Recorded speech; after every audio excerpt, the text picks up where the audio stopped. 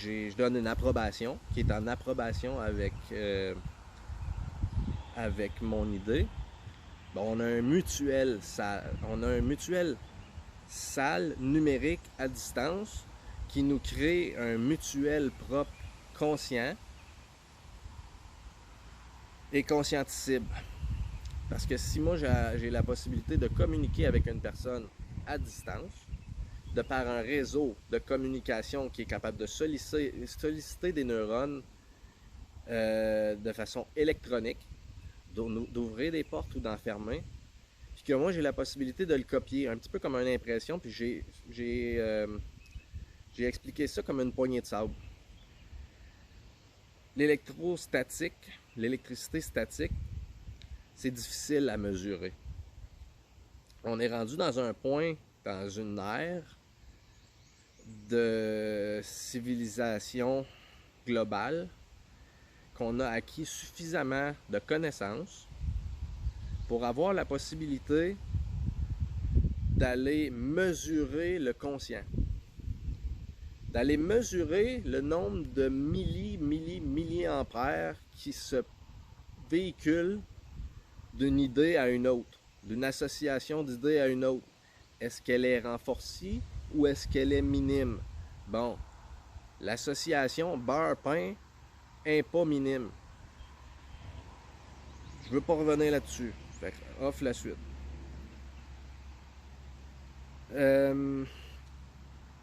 J'ai la possibilité de le comprendre parce que j'ai rendu complémentaire des connaissances que j'avais. Un petit peu de connaissances sur l'électricité, un petit peu de connaissances sur la neurologie, un petit peu de façon cognitive, comment on fonctionne, les impacts qu'ont les substances à notre égard, puis ce que ça crée, l'adrénaline, comment que ça agit, les neurotransmetteurs ou les principes actifs. Bon, c'est sûr que ça change de sujet, là. Ça pourrait s'en aller vers un sujet bien vague puis bien vaste en même temps. Fait que je vais quand même essayer d'éviter ce sujet-là. Off. Je viens de discuter comme ça parce que j'essaie de vous faire le biais entre la poignée de sable puis le nombre de neurones qu'on a. On est capable de mesurer un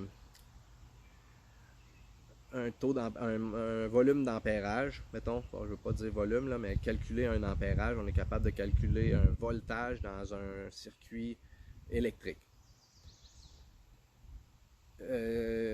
Plus petit que ça, on a la possibilité dans un circuit électrique de véhicules, mettons, on a des batteries, on a la possibilité de mesurer, ok, y a-tu du courant ici, on a des test lights pour aller mesurer le courant. Un peu comme on allume la switch fonctionne, oui, la lumière s'est allumée. On allume la switch, la lumière fonctionne pas, comment ça se fait? C'est-tu ma switch, c'est-tu la lumière? On va commencer par changer la lumière, on va se dire, ok, bon, c'est la lumière, elle fonctionne. Plus petit que ça, quand on parle de milliampères, on parle d'ondes. C'est tout de l'électromagnétisme.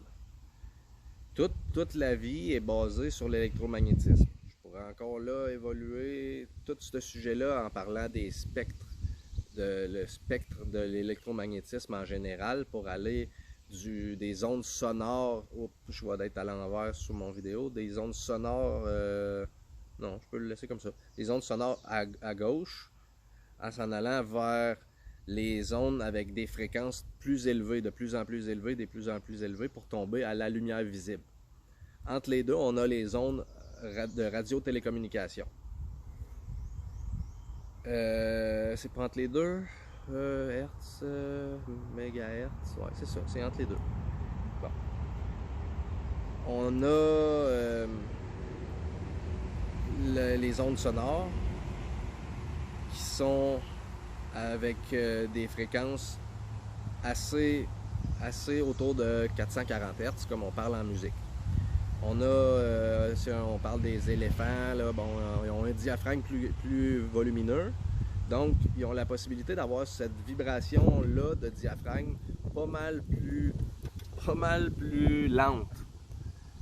Puis ils sont capables d'avoir une conscientisation parce que le sensor en tant que tel, le sens qu'ils ont, il est physiquement différent de l'humain.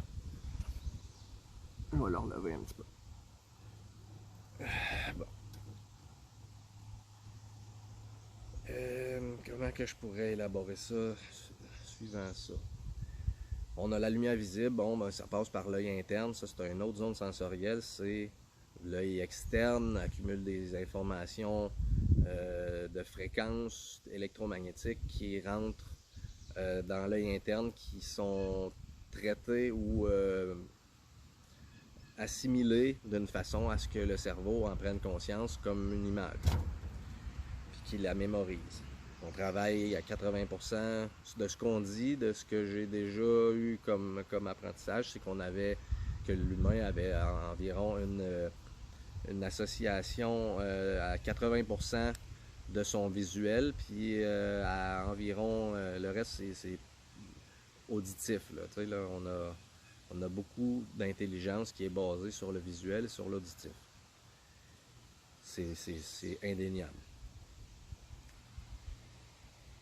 La possibilité qu'on a encore là de mesurer des circuits électroniques minimes, d'en créer aussi en salle, parce que mon téléphone, c'est intelligent. C'est un téléphone intelligent, pas tout à fait parce qu'on l'a programmé. Biologiquement, on s'est programmé aussi. Biologiquement, on s'est programmé avec l'environnement extérieur. Le téléphone, c'est pas vraiment programmé avec l'environnement extérieur. On est obligé de le tenir dans nos mains et le transporter avec nous autres, sinon il marcherait tout seul. On l'a programmé de cette façon-là. Quand on dit programmation, c'est des puces électroniques qui sont de l'ordre du nanomètre.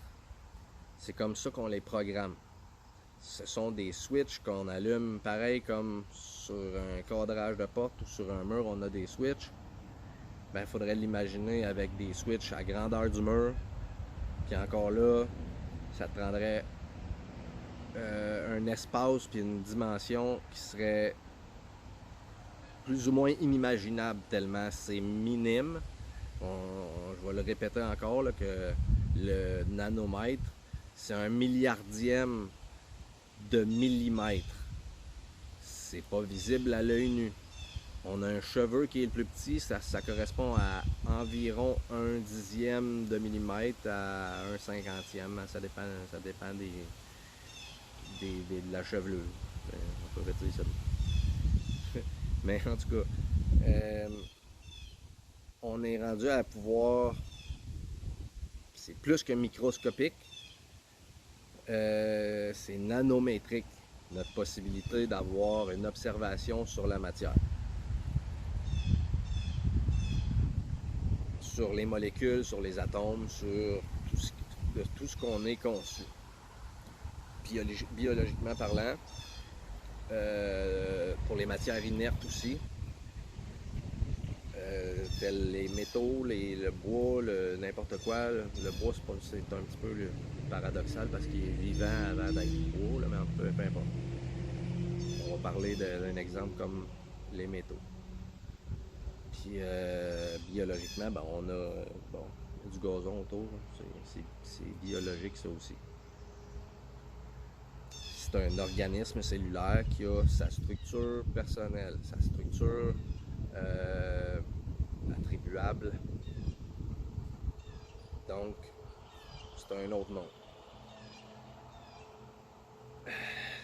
C'est tellement poussé l'évolution de nos connaissances qu'on en est rendu à pouvoir saisir des types de circuits électroniques minimes, puis aussi à distance, on est capable de saisir des dégagements ou des émissions d'ondes électromagnétiques qui sont minime, c'est encore plus que nanométrique.